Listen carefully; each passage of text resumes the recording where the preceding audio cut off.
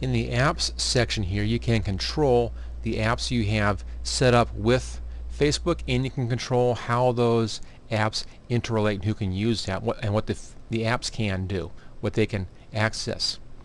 Notice up here that your name, profile picture, cover photo, gender, networks, username, and user ID are always publicly available, including to apps. So all that stuff is always available. It's stuff that is shown on your public timeline no matter what you do. So that's always there. In here again, you can control first off whether or not apps can access your information. You can turn them off totally right here if you want to. And then if you have any apps, you can control what information those apps can use or access. You can choose how to control apps other people use. What can they see? What info can they bring with them when they use apps? There's a lot of information here that actually is a security setting. Apps others use. Depending upon how you have this set up, you may want to unselect some of this stuff in here.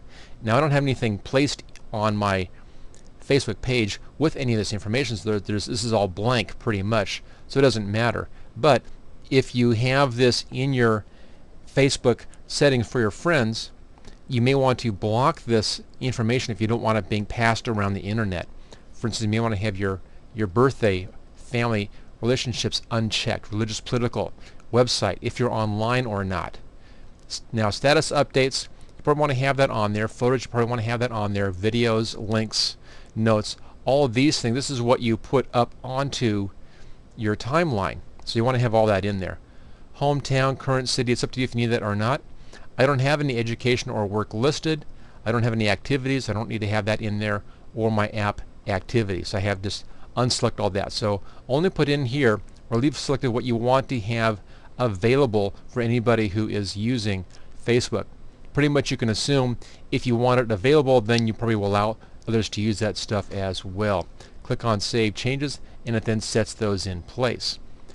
Instant personalization is interesting.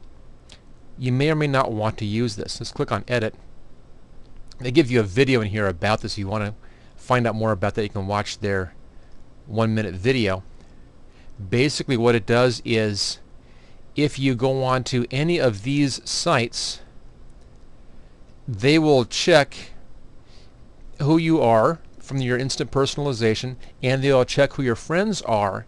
And if any of your friends are using these sites, you'll see information about your friends over on the right-hand side of the site. So, if you're really into the social networking, maybe you're in a group that is doing a lot of film watching, you may want to have this on so that on Rotten Tomatoes you can see your friends' movie reviews, things like that, so you can see what they're doing as well. It's a great way to be very, very social. I'm not sure how important this is though for business use. So this is something which you may want to look at and consider for your personal site. You may or may not want to use it for your business site. It's really up to you. Now for me, I don't care about what the friends are doing on the business site. I do care about that on my personal site. So for the business site, I have that turned off. There it is, right there.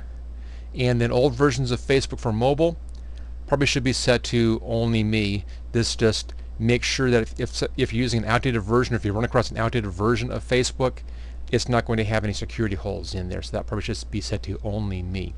So take a look at that apps section up here and go through there and make sure that all of the settings are the way you want to have those set. Pay specific attention to the apps others use section right there.